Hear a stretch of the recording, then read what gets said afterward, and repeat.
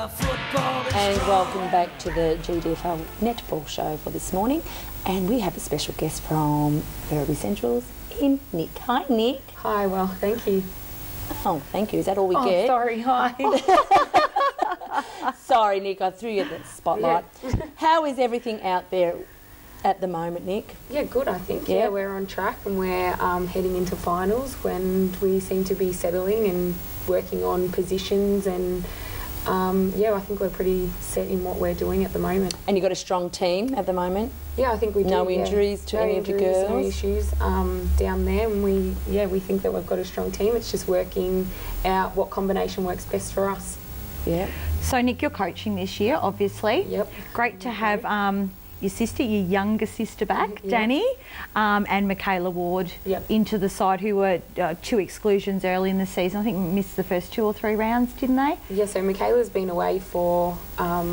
she tried out and then coming into the start of the season found out that she'd got a job offer in Sydney, and so, well, it was in Melbourne but the training was in Sydney, so she was meant to be away for 4 weeks but ended up being longer than that, so she's finally back now, and so that's she's a great asset back into our team. Oh, definitely, so, both of them. Yeah, it's great to have her back, or both of them, yeah. And does Danny help you with your coaching role now that she's back at the club? Yep. So she... we do a bit of, Jenny coaches B grade, and so we coach the A grade and B grade train together, and so we run everything together, set plays and systems and things like that. Danielle comes down and helps because obviously she's at training. So let me ask you a question, Nic. You get home, Danny's home, whatever. Do you both sit down and pick the team for Saturdays, or is it just you have your input, or do you tell her to shut up and mind her own business? No, we definitely both will sit down after training or through a text message or something like that, just to talk about what we think or what we think will work best, and even at breaks and things like that.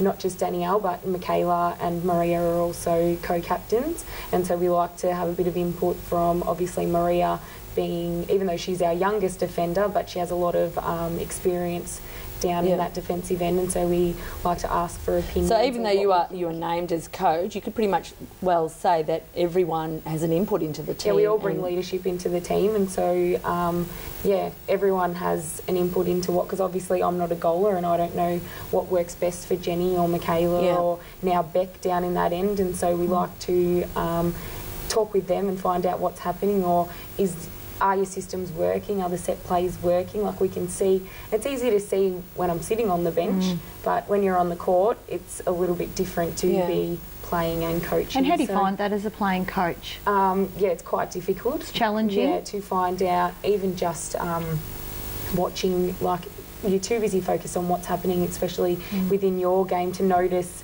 something else that's not working, and that's why when we come into the breaks, it's easy for everyone, if we know, to talk to Michaela, how's it going down there, Jenny, work out what they think's working, because they know better than I do what's working for them, and so with the input of them, and obviously Lynn and Joe, our 2 team managers, and obviously assistants on the side, they keep stats and things like that, so they'll approach us at the breaks. Because you have very sound support down there, don't you, at Werribee? Like, really good support. And goals missed, goals scored, what was the score at the end of that quarter, lots of different things. And you take all that back with you at the end of a game, like home, and you study it and think... Yeah, Danielle definitely does. She's a studier of all of the... She's a statistic, like our Amanda here. Yeah, same thing. Yes. She makes sure that Lynn's photocopied the sheets for us, and she'll go through them and have a look, and then next thing you know, she'll have written up another set play or something that she thinks will work best for us, and we'll give it a go at training and see what happens. Well, you had a good win last week, didn't you? It was a very good win.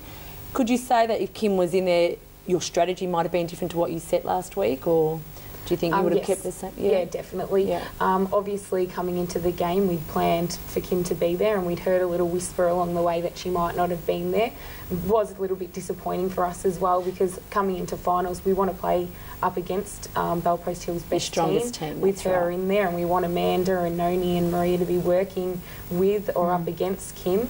But come Saturday, we tried some different things. We gave Jenny a go out in wing attack. Yeah, and Maria went into the ring too, I saw. Yeah, Maria into goal defence because she brings a lot of voice down into there. And so, we thought that we might as well give it a go now, see if it works, and if it doesn't, you know... Well, it brings you into good stead for the finals, doesn't it? Knowing that you can swap and move players like to suit who's up against and things like that, doesn't it? Yeah. Today you've got East Geelong.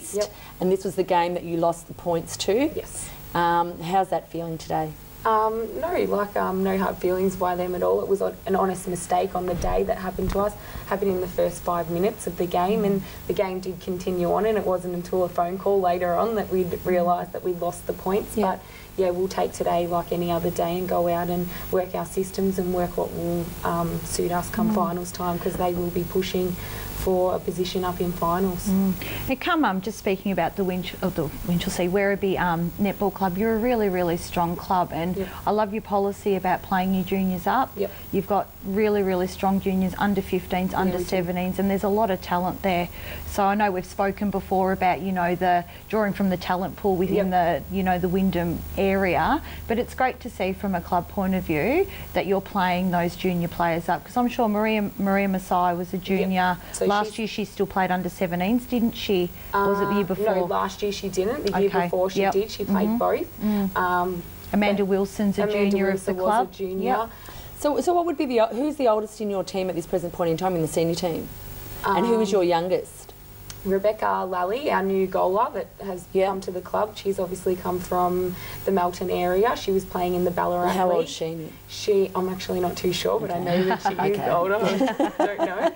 But our youngest player would be Maria. Youngest player would be Maria, and then next we've also brought up Amy Gianni, who used to play back at Centrals as a junior, and she ended up with weekend work, and so she's come back to Centrals and worked really hard during pre-season, and so we brought her up into the A-grade team, and she's been another... Do you know, it's a very good example to set to other clubs, isn't it really, Amanda, where you can learn, like, bring up your junior players to and grow with them and get them into your senior team in the end. And what an example that I think Werribee Central are in doing that. Well done. Yeah, thank you. Well, we're hoping, well, obviously there's going to be a point where we have to leave, and so we do want to leave the club as strong as it is at the moment with those junior players. Because these girls, most of these girls here in the A-grade side have been around as long as I have, and that's a long time. Yeah, we have been there for a very long time. They probably were 15 when they started, but they've been there, you know, so Amanda, Noni's been there for quite a period of time, you and Danny,